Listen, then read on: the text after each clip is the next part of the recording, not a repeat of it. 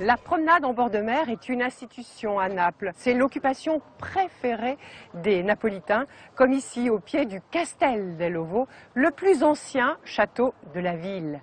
Ailleurs, dans certains pays, s'évader, se distraire près de chez soi est presque devenu un concept de vacances, comme en France, avec les parcs à thème. Il en existe près de 300, parcs animaliers ou aquatiques, d'attractions ou d'aventures. Que réserve-t-il à ceux qui les visitent, à ceux qui ne peuvent pas partir loin de chez eux? Retour sur des vacances au coin de la rue. Une place à l'ombre, un petit air de vacances, shorts et glacières sont de sortie. Que les vieux ils portent rien. Qu'est-ce qu'on fait? On prend le pique-nique maintenant ou on revient après? Non, on prend le tout. Patricia, Stéphane et leurs enfants vont profiter de ce début d'été et s'offrir une journée de baignade au soleil. Ça va, il n'y a pas trop de monde, hein? Tant mieux. Au moins on ne fera pas la queue. Sauf qu'ils ne vont pas à la plage, mais à la piscine. Celle du parc aquatique de Saint-Cyr-sur-Mer. Vous avez regardé les prix avant de venir? Ouais, sur internet. À 25 € la place. Il y a une petite réduction pour la petite, mais franchement, très petite réduction. 2,50 € de réduction, c'est pas énorme. 25 € par adulte, 18,50 € par enfant. C'est le prix pour se trouver une place au bord de l'une des 14 attractions de ce parc de loisirs. Je sais pas, je cherche n'importe quoi. Je cherche un point d'ombre déjà. Les transats semblent bien tentants. Ah oui, parce que là, c'est 3,50 €. Oh, il y a tout qui est payant ici, hein? Finalement, c'est à l'ombre du toboggan géant que la famille va trouver un petit coin de pelouse. Patricia et Stéphane travaillent dans une grande surface et gagnent à peine le SMIC. Pour eux, les vacances sont devenues un luxe. Nous, on va partir fin juillet, une semaine à Saint-Cyprien, dans un camping à l'ancienne. Ah oui, on part une semaine, nous c'est trop cher. On ira à droite à gauche. Déjà rien que la semaine, ça nous revient quand même. Un tout? La location, un tout. Pas loin des 2000 €. Ouais, pas loin des 2000 €. Hein. Et les journées comme ça, un peu à côté, dans des parcs, c'est aussi pour compenser. Avec Oui, voilà, c'est ça. Ouais, pour un peu, Essayer de s'évader quand même. Comme eux, des millions de Français ne partent pas cet été. Alors l'évasion, ils viennent la chercher dans ces parcs de loisirs. La crise a fait bondir leur fréquentation. Ils sont devenus la destination préférée de tous ceux qui n'ont pas les moyens de partir. Au bord de l'eau, ou bien dans des plaines de jeux, c'est un petit frisson d'aventure, juste au coin de la rue.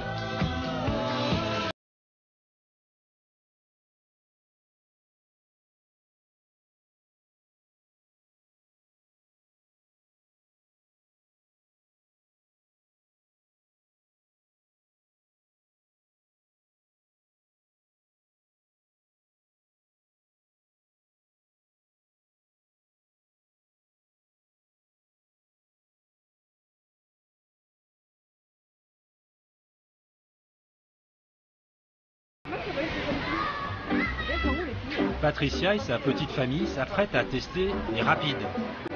Chaque attraction porte un nom évocateur de sensations fortes, Total Zebra ou Kamikaze. Allez, viens un peu là. Allez. Le clou du parc aquatique, une tour de 14 mètres de haut. Pour 30 secondes de descente.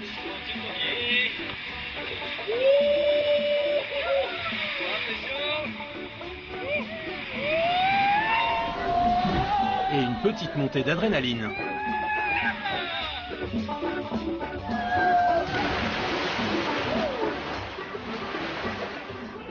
Ça, c'est la meilleure pour les dents. Les clients s'amusent sous le regard vigilant de Michel, le patron du parc. Les toboggans géants, c'est ce qui fait revenir le public chaque été. Alors il vaut mieux que ça marche. Un toboggan comme ça, l'installation, le montage, les fondations, l'hydraulique, c'est à peu près 500 000 €. Voilà. C'est quand même un budget assez conséquent. Les gens, le premier message qu'ils nous transmettent, c'est vous ouvrez, qu'est-ce que vous avez de nouveau? Donc c'est important de leur dire, bah oui, cette année on a mis un nouveau toboggan. Cette année, Michel a dépensé 450 000 € pour ce square aquatique. Son parc ne connaît pas la crise, bien au contraire. Depuis 2009, la fréquentation est même en hausse. Tous ces gens qui partaient dans les pays du Maghreb ou en Égypte, parce que les prix étaient relativement attractifs, ne sont plus partis, ont décidé de rester en France. Et en fin de compte, on s'est retrouvé avec énormément de locaux pour qui les vacances étaient uniquement Aqualand. Donc le budget était important, mais pour eux, c'était la seule façon de se payer encore des vacances. Donc la crise, quelque part, a été bénéfique pour tous les parcs. Même si les clients sont là, pas le temps de traîner. Chaque jour compte. Le parc n'est ouvert que 80 jours par an, alors il faut le rentabiliser au maximum. À chaque pas, le visiteur est donc sollicité. Patricia et Stéphane se laissent tenter par une jolie photo de famille. 8 €. Transat, vestiaire, tout est payant. Et surtout la restauration. Alors un café expresso 1,70 €, c'est le café. Pour notre famille, juste un petit café serré, comme leur budget. Un matelas par personne, un café et un Vitel, 50 centilitres offerts. Pourquoi? Je ne veux pas payer 15 € pour manger. Ah. C'est gratuit. Ici, le pique-nique est autorisé pour ne pas faire fuir cette clientèle familiale et locale qui représente la moitié des visiteurs du parc et surtout qui revient chaque année. Non, c'est trop cher les glaces. Le parking déjà payant, les chaises payantes, la consigne payante, 4 €. C'est vraiment extraordinaire. On verra bien à la fin de la journée, on comptabilisera, mais ça nous fera. Au total, une petite centaine d'euros à 4 pour s'amuser en famille et se donner l'illusion d'une journée à la plage. Depuis la crise, d'autres parcs parient sur le frisson de l'aventure. On dirait le sud d'Orléans. Tyrolienne, Pont de Singe, perchés à 10 mètres de haut, petits et grands jouent les Tarzans d'arbre en arbre. Un parcours aventure en hauteur, inspiré des entraînements des commandos.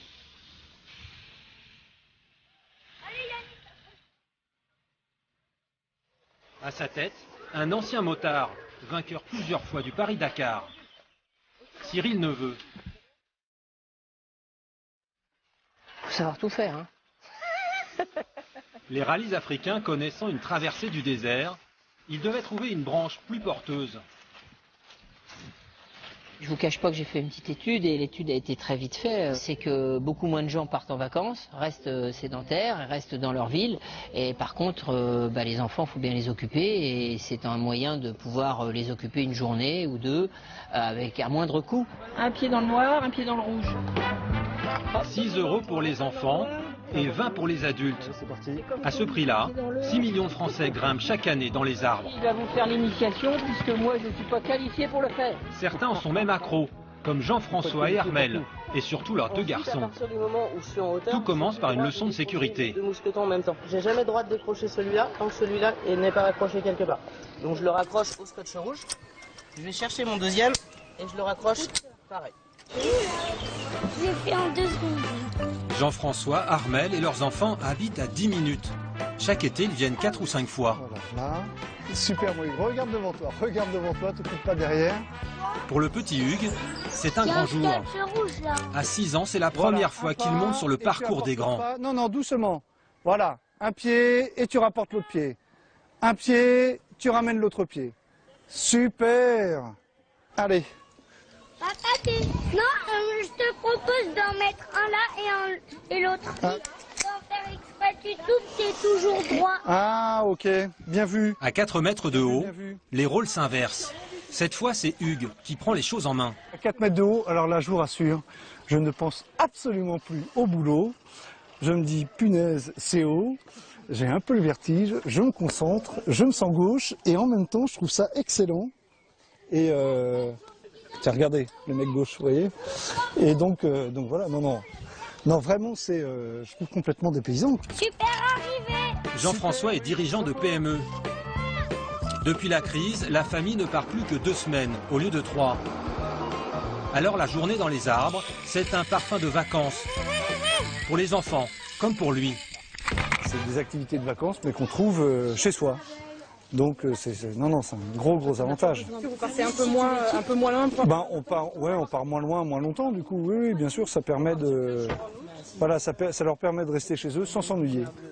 Et tout l'avantage des vacances, sans l'inconvénient du prix. Il y a 10 ans, il existait à peine une cinquantaine de ces parcours. La France en compte 600 aujourd'hui. Pour certaines communes, loin des plages et des lieux touristiques, c'est le loisir idéal pour créer un peu d'activité. Soissons, dans l'Aisne, 30 000 habitants, quelques quartiers difficiles. Au pied des tours, nous retrouvons Cyril Neveu. Puis après, tu m'installes de la rubalise pour que ça pendouille. Dans quelques jours, il ouvrira ici son deuxième parcours dans les arbres. De toute façon, il y a les gars de la mairie qui doivent venir enlever les plots, là. L'adjoint au maire en charge de la jeunesse mise beaucoup sur ce nouveau parc, juste en bordure de ce quartier défavorisé. Monsieur Nouni, adjoint au maire. Enchanté. Monsieur Dumaire, responsable jeunesse. Oui, on se connaît déjà un peu, nous, on a déjà... Leur espoir, faire venir plus de touristes à Soissons. Ça bouge quand même, donc ça donne une appréhension, quoi. Ce qu'on souhaite, nous, c'est vraiment fixer les touristes sur place. Et on préfère que ce soit les Soissonnais qui en profitent, soit par la pratique de ce loisir, soit au niveau du commerce, que ça dynamise un peu le commerce. Reste une dernière formalité avant l'ouverture. Vérifier que tous les câbles tiendront avec les clients accrochés dessus. Et c'est à Julien que revient cette lourde tâche. C'est un expert indépendant, l'un des rares reconnus par l'État. En une journée, il doit tout inspecter. On vérifie l'état de chaque câble et dès qu'un brin, vous voyez, le câble est composé de plusieurs taurons et sur des taurons il y a des brins. Dès qu'un fil est cassé, on fait changer le câble. Alors là sur la tyrolienne, je vais vérifier qu'il n'y ait pas d'obstacles, de branchage, etc. qui puissent gêner les utilisateurs lors de leur glisse. Il faut vraiment décaler le filet parce que là sinon on peut accéder à l'autre parcours et de toute façon en plus, sachant qu'il va y avoir des mains ici, pouvoir potentiellement poser ses pieds d'un parcours pour un autre parcours, c'est pas bon. Tous les parcs passent cette inspection une fois par an. Mais avec leur multiplication, les contrôles sont parfois un peu bâclés. Dans le sud de la France, près de Toulon, nous nous rendons en caméra cachée dans un autre de ces parcours. Nous nous faisons passer pour des clients. Nous sommes accompagnés d'un expert qui contrôle des dizaines de parcs chaque année. Nous l'appellerons Fabrice. Il est connu dans la profession et préfère rester anonyme. Rapidement, il remarque des défauts. Les lignes de vie sur lesquelles sont accrochés les clients pour ne pas tomber sont trop basses. Là, il y a ligne de vie au pied bientôt, boucle de ligne de vie. Donc ça, c'est pas bon ça? Non. Normalement, ça va être où? Au moins on pontait quoi. Et là, qu'est-ce qui manque? Le risque, un choc brutal en cas de chute. Ici, là. Donc là, on est contre l'arbre. Ici, c'est l'arbre qui n'est pas protégé par les cales en bois. Au bout d'un moment, il rentre dedans et puis c'est foutu quoi. Plus grave, l'arrivée de cette tyrolienne. Tu vois le tapis en bas à tes pieds quoi. Il devrait être sur l'angle de la plateforme et là il est tout en bas quoi. Donc il sert à rien quoi. Donc on peut se cogner les jambes dedans. Ah bah là si tu arrives avec les jambes là tu te pètes la jambe. Hein. Chaque année, des clients sont victimes de fractures ou d'entorses. Devant cette échelle, notre expert s'inquiète. Cette échelle, les boucles de ligne de vie sont trop grandes, donc on peut chuter facilement de 2 voire 3 mètres quoi. Et là c'est irréversible. Hein. Le danger, se casser les vertèbres ou y laisser la vie. Le constat est accablant, mais les experts comme Fabrice n'ont pas le pouvoir de faire fermer le parc. Là, non, vous donnez pas le... Ah non. On n'a rien pour interdire quoi. Après c'est eux qui décident quoi. On n'est pas des gendarmes, hein. On est simplement des contrôleurs. Et pourtant, le parc semble en règle. Le patron nous montre même le rapport d'expertise. Son contrôleur a jugé le parcours globalement conforme. Toutes les expertises, visiblement, ne se valent pas. Les contrôleurs, c'est pas des... Il y en a qui restent en bas et ils contrôlent le parc comme ça quoi. Ouais là, ouais, ça a l'air d'être bon. Là, non, vous donnez pas le... Ah non. De toute façon, moi, un parc comme ça, je donne jamais l'avis de sécurité. Après, c'est son problème. Vous en voyez beaucoup des parcs comme ça? On va dire 20% quoi. Retour à Soissons. Le contrôle est terminé pour Cyril Neveu. D'accord. L'attestation de contrôle. Ok, ça c'est important. C'est le sésame. On va juste... On va ouvrir. Non, pas encore. L'anti-chute. J'envoie ça maintenant à la jeunesse et sport, qui vont me dire, monsieur, on vous a donné votre récépissé, vous avez tous les documents, c'est bon. On va pas mettre certificat de révision. Un sésame que finalement une personne sans formation aurait pu lui délivrer. Pas besoin de diplôme pour devenir expert. Julien, le contrôleur, va nous le confirmer. N'importe qui peut du jour au lendemain se certifier inspecteur de contrôle pour des parcours acrobatiques en hauteur. Mais là où nous on a un plus, c'est qu'on a une reconnaissance, une certification européenne pour ce type de contrôle. C'est-à-dire n'importe qui. Moi, vous, monsieur Neveu, peut très bien du jour au lendemain dire... Tout à fait. Même, vous n'avez même pas le CQP. Non. Vous en pensez quoi? J'en pense que c'est... Ça me trouble parce que mes employés ont le CQP, c'est-à-dire un certificat pour travailler en hauteur. Si ce monsieur n'a même pas de certificat de travailler en hauteur, je pense que s'il le fait, c'est qu'il a les capacités pour le faire. Mais il faut savoir que c'est un métier de constructeur ou même pour descendre des gens qui sont en secours, assez physique et il faut avoir l'habitude de travailler en hauteur déjà. Allez, je range ça. Hop là. Des contrôles de sécurité à géométrie variable. Salut, Julien. Cela provoque forcément quelques accidents. Selon les professionnels, les chutes seraient rares, mais difficile de connaître leur nombre. Il n'existe pas de statistiques. On compterait une vingtaine d'hospitalisations chaque année. Une famille de Soissons se souviendra longtemps du 12e anniversaire de leur fils. Ce jour-là, Julien s'amuse à 5 mètres de hauteur sur un parcours aventure. Dans un moment d'inattention, il décroche ses 2 mousquetons. J'ai fait tomber un mousqueton quand j'étais sur une plateforme. Et vu que j'arrivais pas à le ramasser, j'ai décroché le deuxième. Puis à la fin, je me suis immergé dans les cordes et je suis tombé. Donc moi je suis en bas, je regarde les gens progresser, comme je lui ai dit de faire attention, et j'entends par terre. Je regarde et je vois plus mon fils sur la plateforme. Donc bilan, fémur cassé.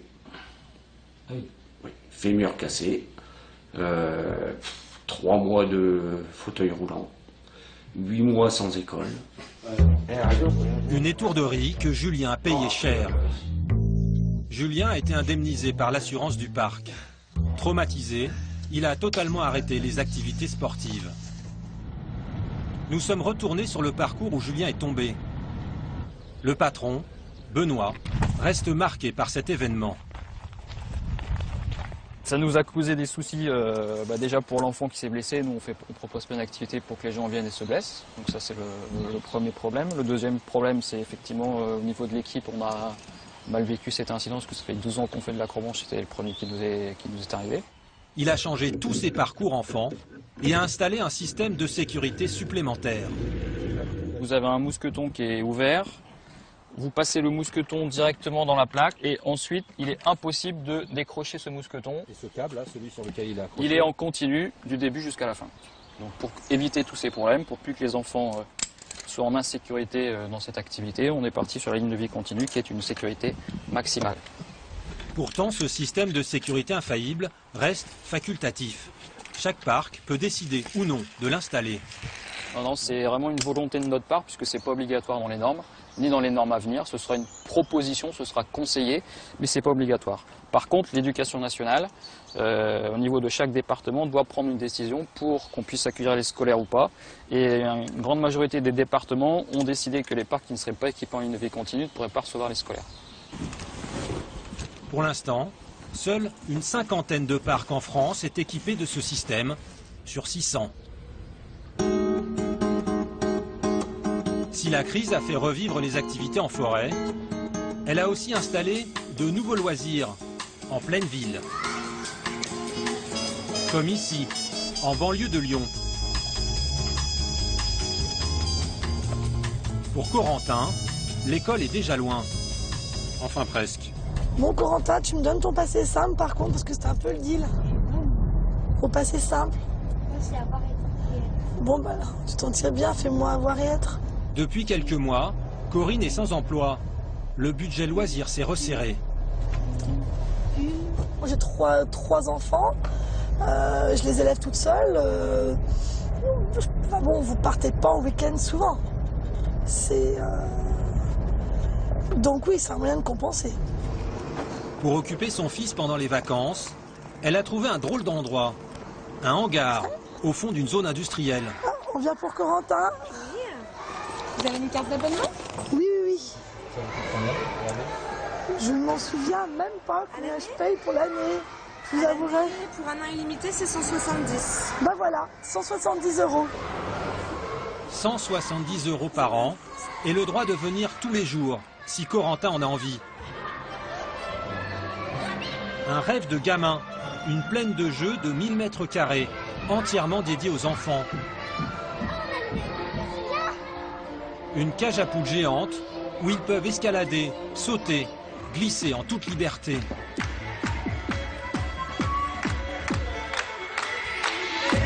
Quant aux parents, eh bien ils s'amusent aussi et sont priés de participer. On peut les applaudir. On reste tout le week-end à la maison parce qu'on sort pas par le temps ou parce qu'on part pas. On vient ici. Ça fait une sortie et ça équivaut. Ça fait une sortie vraiment super sympa. Parce que Corentin est venu seul aujourd'hui, comme vous l'avez vu, et il a joué avec plein de gamins. Enfin, il n'était pas tout seul, il fallait s'amuser. Karine règne sur cet univers coloré depuis 10 ans. Cette mère de 3 enfants était commerciale dans une chaîne de salles de sport. Elle a créé son propre parc, après en avoir visité un par hasard, pendant des vacances. Il doit y avoir 400-500 m², donc ça représente un tiers de celui-ci. Et là, on s'est dit, waouh, pas mal, peut mieux faire, mais pas mal. Diane, on va faire le point sur la réserve et les commandes? Aujourd'hui, Karine dirige 3 plaines de jeux comme celle-ci, dont 2 en banlieue lyonnaise, pour accueillir les enfants moins favorisés qui ne partent pas souvent en vacances. Corentin? Oui. Tu veux manger quoi? Il y a quoi? Bah on y va. Pour que le ticket à la journée ne dépasse pas 9 €, Karine se rattrape sur les extras. Si, je sais pas ce qu'il y avait. Saucisse frites? Oui, saucisse frites. Le pique-nique est interdit. Il faut consommer au snack. Tu veux pas plutôt une canette? Un plat chaud, mais à prix sage. Moins de 8 €. Ça représente entre 15 et 20% du chiffre d'affaires, ce qui est quand même non négligeable. Le ticket moyen en général pour une famille avec, si on part sur 2 adultes et 2 enfants, on arrive à déjeuner pour une trentaine d'euros. Ça reste dans les raisonnables. Je veux dire, on est moins cher qu'un cinéma, c'est très correct. Karine a investi 450 000 € pour créer ce parc. Et ce qui coûte le plus cher, c'est la structure de jeu. Là, ça coûte à peu près 100 000 €. Ouais. C'est un gros budget. Il faut vraiment l'entretenir pour le maintenir. Il faut changer les cordes régulièrement, il faut vérifier les filets. Il y a aussi une question de sécurité, c'est-à-dire que tous les jours, il y a un employé qui monte dans le jeu et qui vérifie tous les filets. Il faut prévoir aussi un sacré budget entretien. Et la machine à laver les balles. Un prototype que Karine a imaginé pour ôter les petits souvenirs laissés par les enfants. Ça c'est le cas typique, un bonbon collé. Qu'est-ce qu'on trouve sinon? Des mouchoirs, des couches. Oui, il y en a qui perdent leurs couches. Les enfants font pipi, saignent du nez, voilà, des choses habituelles, quoi. Avec 70 000 visiteurs par an, une plaine de jeux est une affaire rentable. 500 000 € de chiffre d'affaires. Forcément, ça donne des idées aux autres. Avec son associé, Karine a déposé sa marque. Et elle ouvre désormais de nouveaux parcs, sous franchise. Ce matin, son associé a rendez-vous à Bourgoin-Jallieu, près de Lyon. Avec Marianne et un agent immobilier. Bonjour, monsieur Couillon. Un peu plus bonjour. Ça va? Oui, salut Marianne, ça va? Donc, le bâtiment, c'est un ancien discount alimentaire qui a fermé il y a 1 an et demi. Donc la surface, c'est 960 m² sur surface de chaude. Marianne travaillait dans une grande surface. Au chômage depuis 2 ans, elle a décidé de monter à son tour une plaine de jeux avec son mari. baby structure ici, la mini structure ici. Après, ici, la grande structure, là, celle des 5-10, là, ici. Un jour, on a vu une structure comme ça qui s'était montée et on s'est dit, tiens, pourquoi pas, on va l'essayer. Et puis après, le projet, je l'ai laissé dans un coin de ma tête. Et puis avec mon mari, comme notre motivation, c'est de nous mettre à notre compte, on s'est dit, banco. En ces temps de crise, elle est convaincue que c'est dans les loisirs pour enfants qu'elle pourra le mieux tirer son épingle du jeu. Et là, donc, vous avez dit, je me mets sur un secteur qui est porteur et qui va pouvoir... Complètement, complètement. Et qui va pouvoir exploser, et j'en fais partie. Pas besoin de diplôme. Le plus difficile, c'est de trouver le local. Cet ancien supermarché ferait parfaitement l'affaire. Mais il faut aller très vite. De nouvelles plaines se créent chaque semaine. Chaque place que vous n'occupez pas aujourd'hui, elle sera occupée par une marque concurrente demain. À ce point-là Ah oui, mais c'est... vous perdez des implantations toutes les semaines. Il y avait un preneur qui n'en avait besoin que d'une, donc là il y avait un sas-frais qui a été ôté, il y en a un deuxième ici. Henri, l'agent immobilier spécialisé dans les locaux commerciaux, a rarement vu une telle concurrence. Alimentaire, donc il y avait un sas de lit. Je vois la déferlante arriver puisque, comme je vous le disais tout à l'heure, selon les offres que je peux avoir, j'ai beaucoup de demandes de gens de cette activité-là. Vous parlez de déferlante. Ah ouais, je trouve que par rapport à d'autres secteurs d'activité qui sont, par exemple comme le textile, un petit peu en dessous en termes de développement aujourd'hui, là j'ai beaucoup plus de réponses quand je fais des propositions que pour le textile, sans problème. L'aventure ne fait que commencer. D'ici peu, chaque zone commerciale aura sa plaine de jeux. Les parcs à thème profitent des nouvelles habitudes des Français. Même les vieux classiques ont du succès. Saint-Michel pensait avoir terrassé le dragon. C'était sans compter sur le grain de folie d'un Breton.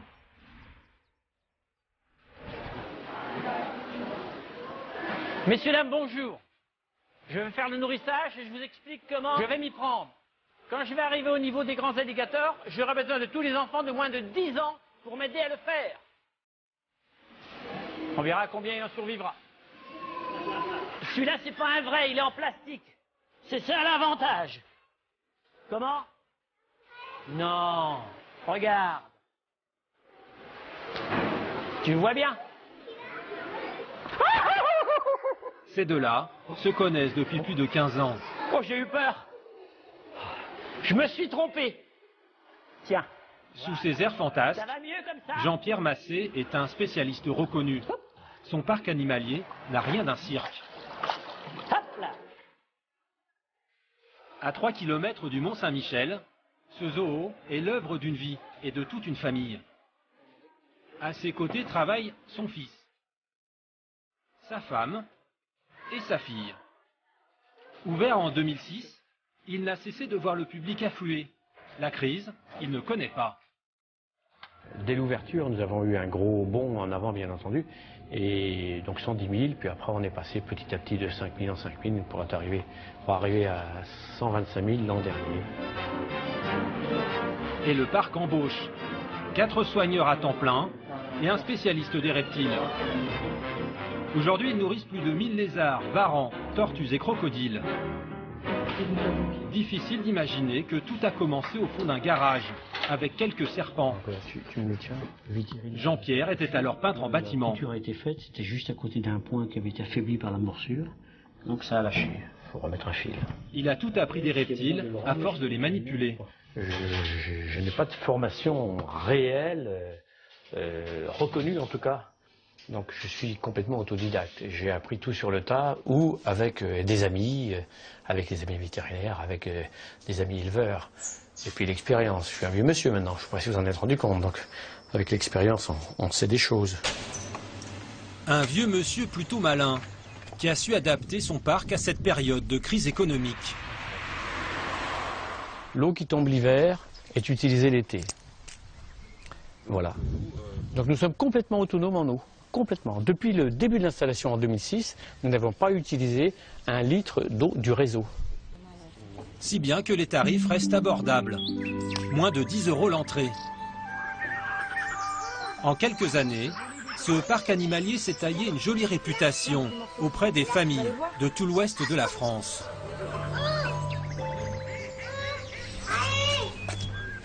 Oui, c'est inédit la visite d'un parc sur ce thème-là, ouais. Ça veut dire que vous êtes venu exprès dans ce parc ou... On est venu exprès dans ce parc, ouais. Mais on est sur Rennes, donc on n'est pas très loin.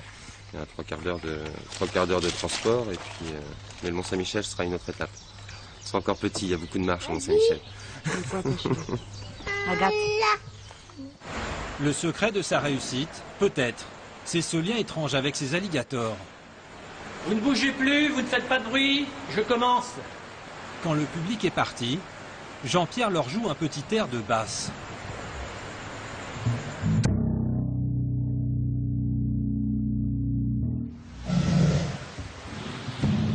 Il a trouvé ça tout seul. Les vibrations excitent ces grands mâles et attirent les femelles.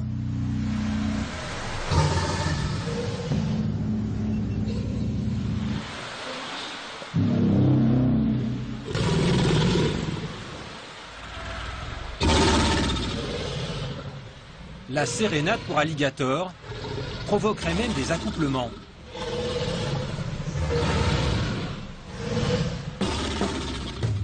Un regain de vigueur pour des parcs animaliers autrefois considérés comme ringards et qui vivent une seconde jeunesse grâce à la crise et à ces vacanciers du coin de la rue.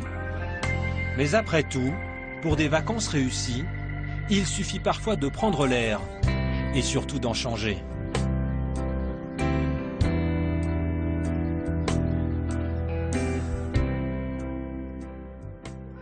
C'est sur les hauteurs de Naples, avec la vue sur la baie et le port touristique, que nous refermons ce carnet de voyage en Italie. Merci de nous avoir accompagnés.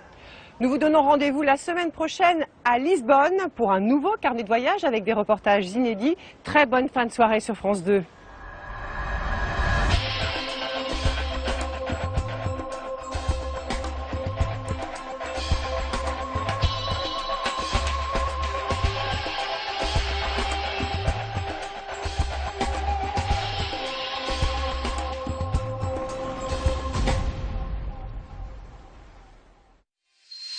Dès maintenant, pour plus d'infos sur les reportages, rendez-vous sur france2.fr.